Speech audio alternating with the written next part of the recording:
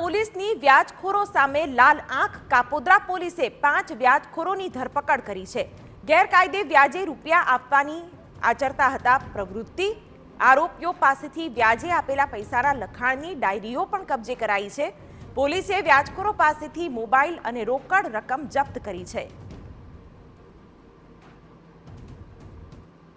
વિસ્તારમાં આવેલા નાના વરાછા, ગાયત્રી સોસાયટી, બાલમુકુંદ સોસાયટી, આ બધી સોસાયટીઓમાં શાકભાજીની લારીવાળા, રિક્ષાવાળા સામાન્ય રીતે ધંધો કરતા હોય છે, જેને ઊંચા વ્યાજે ગેરકાયદેસર રીતે અને વ્યાજનું લાયસન્સ ધરાવતા ન હોવા છતાં ઊંચા વ્યાજે 5,000, 10,000, 20,000, 25,000 ઊંચા વ્યાજે દેતા અને ડેઇલી કલેક્શન કરવાની ડાયરી સાથેના આરોપીઓને પકડવા માટે ખાસ ડ્રાઈવનું આયોજન કરવામાં આવેલું, જે અંતર્ગત છેલ્લા 2 દિવસથી ખાનગી રીતે માહિતી મેળવવામાં આવી કે ક્યાં કઈ જગ્યાએ આ લોકો આવે છે અને આવા ગરીબ માણસોને ખોટી રીતે વ્યાજના પૈસા આપી અને હેરાન પરેશાન કરે છે। જેના અનુસંધાને કાલે કાપોદ્રા પોલીસ સ્ટેશન દ્વારા જુદી 3 ટીમો બનાવી અને જુદી જગ્યાએ નાના વરાછા, કાપોદ્રા, રૂક્ષ્મણી સોસાયટી વગેરેમાં રેડો કરી અને કુલ 5 આરોપીઓને ગેરકાયદેસર રીતે વ્યાજે દેવાના સાહિત્ય સાથે પકડી પાડવામાં આવ્યા છે।